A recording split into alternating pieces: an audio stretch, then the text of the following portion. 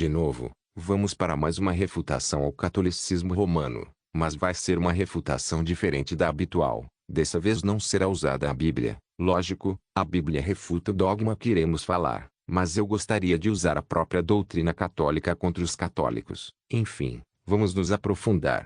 Como visto logo no primeiro quadro, segundo a doutrina católica, é possível que indivíduos não católicos romanos podem serem salvos. Isso é, fora da Igreja Católica existe salvação, sendo confirmada pela mesma. Isso segundo o Catecismo e o Concílio, que será visto a seguir. O Vaticano II, a razão pela qual decidi fazer esse vídeo, é justamente porque os católicos gostam muito de proclamar que a Igreja com mais de 2000 anos, e que por causa disso é a única que tem a interpretação correta, porque um Papa, entre aspas, infalível, decretou assim, e portanto a salvação estaria nela. Mas e se eu te contasse que essa exalação de exclusivismo não é doutrina católica? O Concílio do Vaticano II afirma que o Espírito de Cristo atua também nas denominações evangélicas, mas nós vamos ver tudo isso a seguir.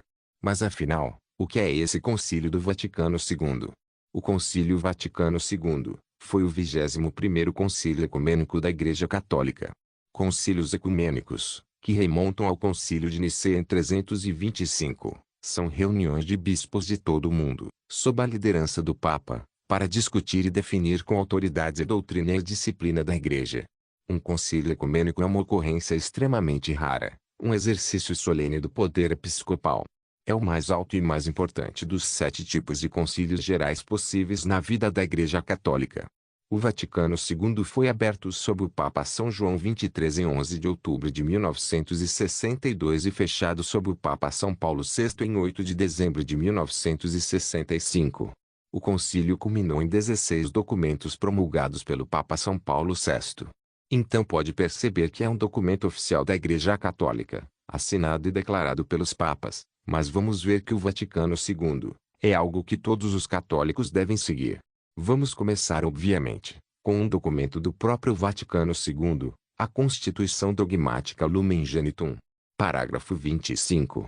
Entre os principais encargos dos bispos ocupa lugar preeminente a pregação do Evangelho. Os bispos são os arautos da fé que para Deus conduzem novos discípulos. Dotados da autoridade de Cristo, são doutores autênticos, que pregam ao povo a eles confiado a fé que se deve crer e aplicar na vida prática, ilustrando-a sob a luz do Espírito Santo e tirando do tesouro da revelação coisas novas e antigas, fazem-no frutificar e solicitamente afastam os erros que ameaçam o seu rebanho. Ensinando em comunhão com o Romano Pontífice, devem por todos ser venerados como testemunhas da verdade divina e católica. E os fiéis devem conformar-se ao parecer que o seu bispo emite em nome de Cristo sobre matéria de fé ou costumes, aderindo a ele com religioso acatamento. Esta religiosa submissão da vontade e do entendimento é por especial razão devida ao magistério autêntico do Romano Pontífice, mesmo quando não fala ex cátedra, de maneira que o seu supremo magistério seja reverentemente reconhecido, se preste sincera adesão aos ensinamentos que dele emanam, segundo o seu sentir e vontade. Estes manifestam-se sobretudo quer pela índole dos documentos, quer pelas frequentes repetições da mesma doutrina, quer pelo modo de falar. Ou seja, os católicos devem estar sujeitos ao Romano Pontífice, aquilo que é passado como doutrina, por meio dos concílios. O católico deve seguir. Aposto que você, católico, está assistindo. Você está pensando que o Vaticano II é um concílio pastoral, mas vamos ver agora que não. Não só não é pastoral, como ele é validado pelos papas.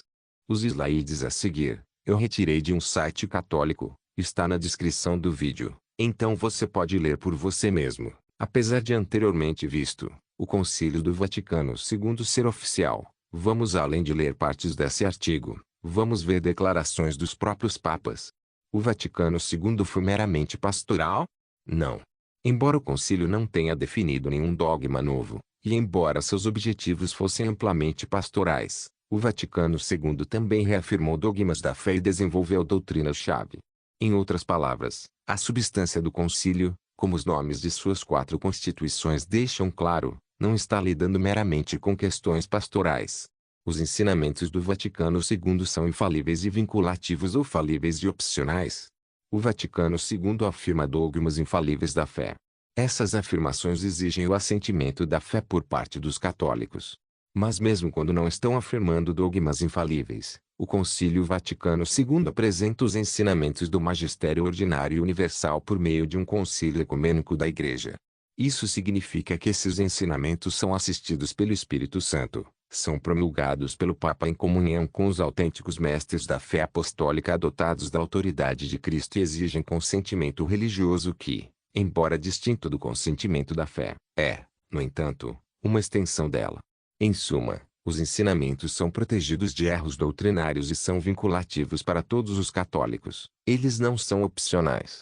Estão vendo? O católico que quer ser fiel ao Papa, não pode dispensar os ensinamentos do Vaticano II. Esqueci de falar, mas o Concílio do Vaticano II é bem polêmico no meio católico, porque há católicos que rejeitam veementemente, justamente porque ele valida certos dogmas que vá contra aquilo que ele acredita ser doutrina e tradição. Já outros, tentam atribuir o concílio a um caráter pastoral, para não precisar seguir certos preceitos, mas como visto anteriormente, não é apenas pastoral, e sim ele deve ser seguido. Agora vamos ver a citação do Papa Paulo VI, o mesmo que finalizou o Vaticano II.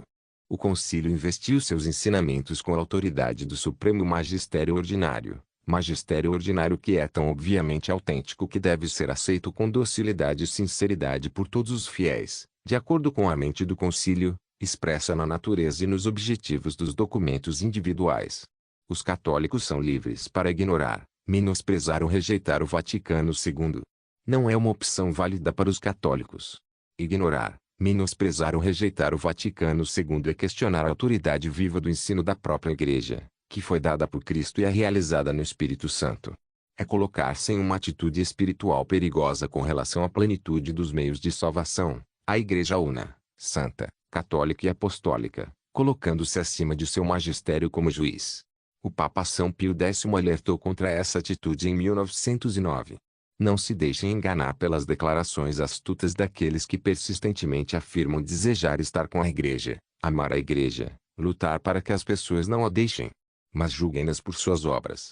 Se eles desprezam os pastores da Igreja e até mesmo o Papa, se eles tentam todos os meios de fugir de sua autoridade para eludir suas diretrizes e julgamentos, então sobre qual Igreja esses homens pretendem falar?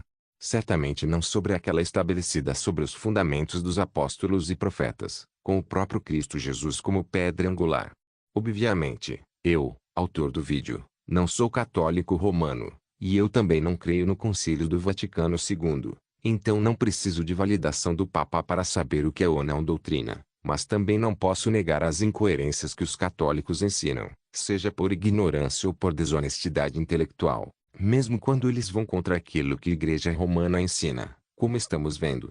O Concílio Vaticano II foi um tempo extraordinário de reflexão, diálogo e oração que visou renovar o olhar da Igreja Católica sobre si mesma e sobre o mundo. Ele envolveu uma leitura dos sinais dos tempos em vista de uma atualização orientada por uma dupla fidelidade, fidelidade à tradição eclesial e fidelidade à história dos homens e mulheres do nosso tempo. Isso é uma citação do Papa Francisco. Ele próprio reconhece o benefício do Vaticano II, você católico, gostando ou não. Já vimos bastante a veracidade do Concílio do Vaticano II, conforme os próprios documentos e artigos católicos. Agora vamos ver o que diz o Decreto Unitatis Redintegratio, a respeito das denominações religiosas distintas da Igreja Católica.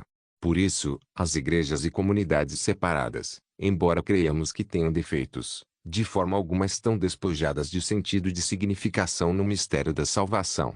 Pois o Espírito de Cristo não recusa servir-se delas como de meios de salvação cuja virtude deriva da própria plenitude de graça e verdade confiada à Igreja Católica. Isso está registrado no Concílio do Vaticano II, ou seja, o próprio documento reconhece que há salvação nas denominações evangélicas, que os católicos tanto demonizam.